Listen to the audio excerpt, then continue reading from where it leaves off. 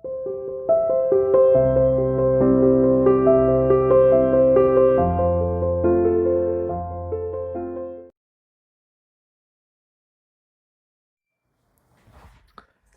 Student, welcome to CR international online classes. बेटा, हमने जो पिछली वीडियो थी उसमें water management and conservation, water conservation and management है ये टॉपिक स्टार्ट किया था। उसके 2 पॉइंट है वो हमने डिस्कस है वो कर लिए थे कि जल प्रदूषण का निवारण है, prevention from water pollutions, and second है recycle and reuse of water. ठीक है, अब इसका 3rd पॉइंट है वो हम डिस्कस करते हैं जल का न्याय संगत उपयोग, यानी जुडिशियस यूज ऑफ वाटर। जल संरक्षण का एक और कारगर उपाय इसका न्याय संगत उपयोग है। न्याय संगत उपयोग मतलब इसका सही तरीके से इस्तेमाल है कि जल को बचाने का एक और जो महत्वपूर्ण उपाय है वो ये है कि इसको सही तरीके से इस्तेमाल करके ही जल को बचाया है वो जा सकता है। जैसे हम देखते हैं कि रूटीन लाइफ में नलों को खुला छोड़ दिया जाता है, जैसे पानी पीते हैं, हाथ धोते हैं, नल है वो चलता रहता है, तो एक्सेस वाटर है वो वेस्ट होता है। जितनी हमारी जरूरत हो उतना ही पानी हमें इस्तेमाल करना चाहिए, एक्सेस वाटर वेस्ट है वो नहीं करना चाहिए। नल खोल के नहाना, ये ऐसा ज्यादातर शहरों में होता है। क्या होता है कि नल खोल के नहाते हैं, नल चलती रहती है, डब्बे भर भर के लगातार है वो गिरते रहते हैं। कई बार हम देखते हैं कि समर्सिबल मोटर चल रही है, नाली के नीचे बैठ जाते हैं, ऊपर डाल लेते हैं, पानी हो एक्सेस वेस्ट है वो होता रहता है। प्रातः टूथब्रश यानी ब्रश करते समय नल को खुले छोड़ देते हैं, और ज्यादातर मेल यानी शेव करते समय पानी का चलते रहना, शेव करते रहते हैं और पानी हो लगातार चलता रहता है, वो पानी हो वेस्ट होता है।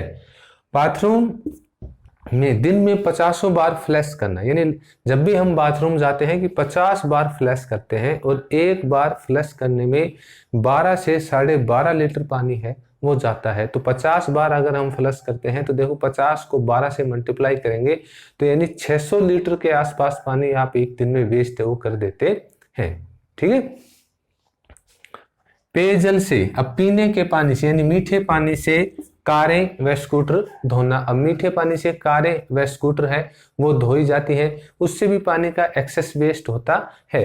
तो ये दूसरी बात यह है कि बगीचों में पानी देते समय, पौधों में पानी देते समय, इसमें भी हम ज्यादातर पानी है वो वेस्ट करते हैं। तो कहने का जो मीनिंग ये है कि जैसे एक एक बूंद से घड़ा भरता है, ऐसे ही एक एक बूंद को कंजर्व करके या संरक्षण करके जल संरक्षण है वो किया जा सकता है, पानी को बचाया है वो जा सकता है। देखो अभी हमने ये पढ़ी कि सिर्फ छोटी छोटी बातें हैं, अगर हम इन छोटी छोटी बातों को सही तरीके से अगर पालन करेंगे और इनको ध्यान में रखेंगे तो हम वाटर को वेस्ट होने से, पानी को वेस्ट होने से बचा सकते हैं।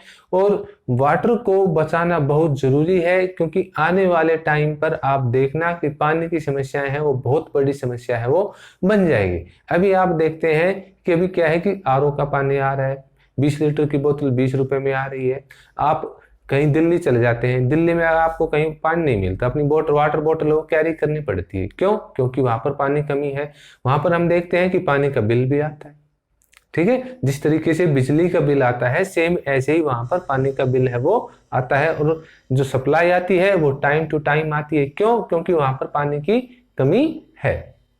इसलिए हमें वाटर को कंजर्व करना चाहिए, वाटर कंजर्वेशन की तरफ उचित ध्यान है वो देना चाहिए, और पानी को वेस्ट होने से बचाना है वो चाहिए। सेकंड पॉइंट आता है सिंचाई व्यवस्था का प्रबंधन, यानी मैनेजमेंट ऑफ इरिगेशन सिस्टम। अब क्या है कि भारत एक कृषि प्रधान देश है, इसमें क्या होता है जल का बहुत बड़ा हिस्सा सिंचाई के काम आता है, यानी सिंचाई के काम में बहुत ज्यादा जल है वो यूज होता है। तो हमें सिंचाई व्यवस्था में सही अच्छी सिंचाई व्यवस्था डेवलप करके और सही तरीके से सिंचाई व्यवस्था करके हम पानी को वेस्ट होने से बचा सकते हैं, वाटर का संरक्षण है या जल का संरक्षण है वो कर सकते हैं। जल का बहुत बड़ा हिस्सा सिंचाई के काम है वो आता है। सिंचाई व्यवस्था में जल का उचित प्रबंधन करके जल की बचत की जा सकती है। अब सिंचाई व्यवस्था में जल का उचित प्रबंधन करके जल की बचत है वो की जा सकती है। नहरों को पक्का करके जल के रिसाव से होने वाली हानि को रोका जा सकता है। कि नहरें हैं उनको कंक्रीट या सीमेंट से उनको पक्की कर देनी चाहिए, क्योंकि अगर कच्ची नहरें होती हैं पानी का रिसाव है वो होता रहता है और पानी वो वेस्ट होता रहता है। तो नहरों को पक्की करनी चाहिए जिससे जल रिसाव के द्वारा जो हानि होती है उस हानि को रोका जा सकता है। शुष्क व अर्धशुष्क प्रदेशों में शुष्क कृषि प्रणाली। अब शुष्क और अर्धशुष्क प्रदेशों में जो ड्राई एरिया है उनमें क्या होता है कि अब इस तरीके के सीड्स है वो डेवलप किए जा सकते हैं जो कम नमी, जिनको कम नमी की आवश्यकता है वो होती है। तो जहां पर नमी कम होती है वहां पर शुष्क खेती को बढ़ावा देकर ही पानी का संरक्षण है वो किया जा सकता है। अगर आप ऐसे करेंगे कि वहां पर पानी की तो पहले से ही कमी है और आप ऐसे बीज वहां पर खेती करेंगे, ऐसे बीजों से वहां पर खेती करेंगे जिनको ज्यादा पानी की आवश्यकता होती है, तो और आप पानी यूज करेंगे तो पानी का ज्यादा है वो वेस्ट होगा। तो ज्यादा सिंचाई वाले बीजों का इस्तेमाल ना करके कम सिंचाई वाले, जिनको कम क्वांटिटी में पानी चाहिए, ऐसे बीजों की बिजाई करके आप शुष्क और अर्धशुष्क क्षेत्रों में पानी को है वो बचा सकते हैं। देखो अब कृषि के क्षेत्र में बहुत सुधार हुआ है और भारत में क्या है कि शुष्क अर्धशुष्क यानी जमीन की क्वांटिटी के हिसाब से और जमीन में नमी के हिसाब से अलग अलग किस्म के बीज है वो तैयार कर लिए गए हैं जिससे खेती के उत्पादकता को बढ़ाया जा सके। दूसरा है इसमें सिंचाई, बौछारी सिंचाई या टपकन सिंचाई की व्यवस्था। अब बौछारी सिंचाई मीन्स बौछारों से, हल्की हल्की बूंदों के रूप में, ठीक है। और टपकन विधि क्या होती है कि टपकन विधि सिर्फ पेड़ की रूट्स में ही पानी है वो जाता है।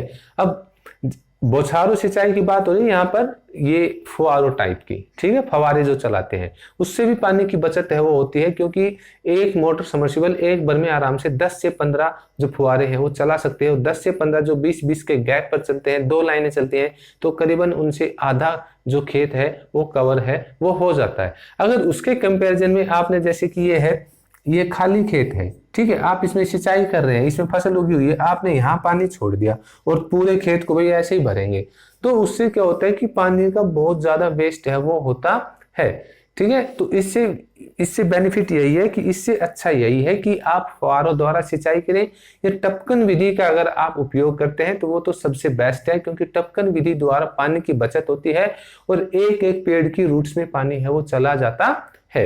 दूसरा क्या होता है कि हम खेती के क्षेत्र में कि ऐसी फसलें ना बोएं जिनको ज्यादा पानी की आवश्यकता हो, जैसे फॉर एग्जांपल धान।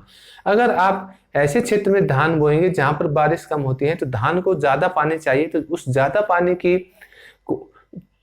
नीड्स को आप सिंचाई के माध्यम से ही पूरा करेंगे और उससे पानी है वो भरा रखेंगे, इससे भी पानी का वेस्ट है वो होता है। तो धान की फसलें ऐसे क्षेत्र में बोनी चाहिए जहां पर वर्षा है वो ज्यादा होती हो, ठीक है। ये सब विधियां अपनाकर आप पानी के संरक्षण को बढ़ावा है वो दे सकते हैं, पानी की बचत है वो कर सकते हैं। अब नेक्स्ट आता है वाटर शेड मैनेजमेंट, यानी जल संभर प्रबंधन। कि देखो वाटर शेड मैनेजमेंट, इसको पहले ये जानना जरूरी होता है कि meaning of water shade management, कि जल संभर है वो क्या होता है। जल संभर प्रकृति द्वारा निर्मित, यानी जो जल संभर है वाटर शेड मैनेजमेंट है, प्रकृति द्वारा निर्मित एक ऐसा सुनिश्चित यानी फिक्स एरिया होता है जिसका जल एक ही बिंदु की ओर प्रवाहित होता है, जिसका जो वाटर होता है वन ही पॉइंट, यानी देखो ये जल संभर, इसका जो जल है इस एक ही पॉइंट यानी एक ही बिंदु की तरफ, एक ही पॉइंट की तरफ, यानी एक फिक्स एरिया की तरफ वो वाटर है वो फ्लो करता है, वो प्रवाहित है वो होता है।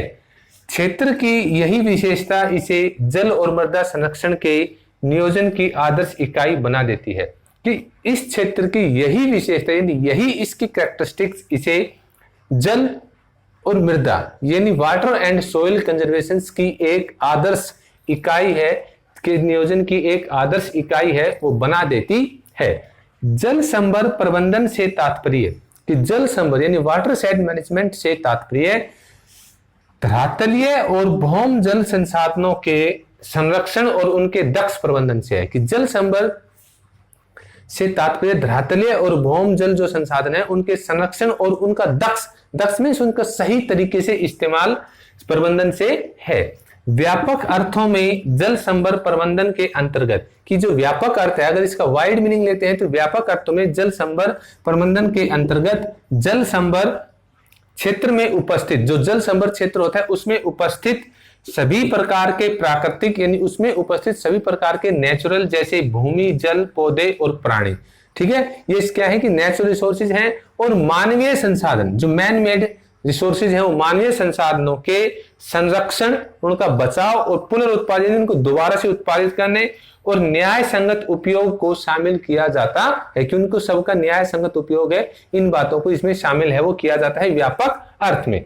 अब इसके उद्देश्य क्या है कि जल संभर प्रबंधन के उद्देश्य यानी एम्स ऑफ वाटरशेड मैनेजमेंट के, जल संभर प्रबंधन का मूल उद्देश्य क्षेत्र के संसाधनों के, कि जल संभर प्रबंधन का जो मूल उद्देश्य है वो अपने क्षेत्र के संसाधनों के वैज्ञानिक मूल्यांकन यानी साइंटिफिक एवोल्यूशंस तथा उनके सतत पोषणीय उपयोग, ठीक है, सस्टेनेबल डेवलपमेंट, सतत पोषणीय उपयोग द्वारा उनका संरक्षण तथा परिरक्षण करना है कि सतत उनका वैज्ञानिक यानी साइंटिफिक एवोल्यूशंस और सतत पोषणीय यानी सस्टेनेबल यूजेस द्वारा उनका संरक्षण तथा परिरक्षण करना है। अब इसके कुछ व्यापक उद्देश्य हैं कि जल संभर प्रबंधन के व्यापक उद्देश्य, जिनमें फर्स्ट आता है वर्षा निर्भर तथा संसाधनों की कमी वाले क्षेत्रों में कृषि की उत्पादकता और उत्पादन को बढ़ाना, कि जो क्षेत्र वर्षा पर निर्भर है या जिनमें सीमित संसाधन है उन क्षेत्रों में कृषि उत्पादकता को इंक्रीज करना, कि उन क्षेत्रों में कृषि उत्पादकता को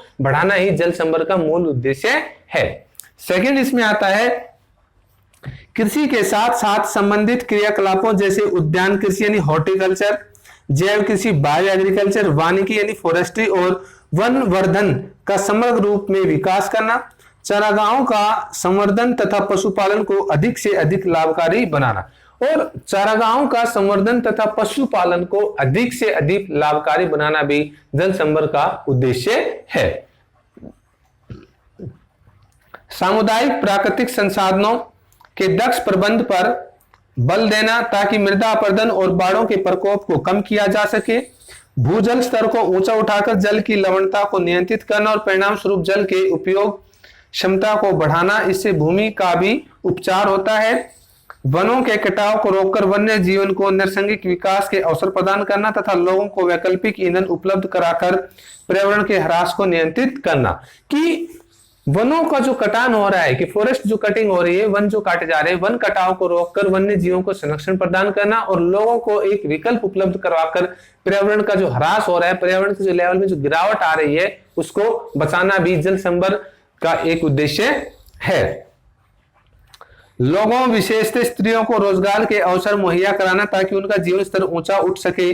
रोजगार के ये साधन पेड़ लगाने, घास काटने व उसे बेचने, तालाबों की तली में भरी गाद को निकालने, मछली पालन, सिंचाई, खेती में मजदूरी और वृक्षोत्पादन की बिक्री से पैदा होते हैं, कि इनके द्वारा भी महिलाओं के रोजगार उपलब्ध होगा और उनको जीवन स्तर है उसमें भी सुधार है वो आएगा।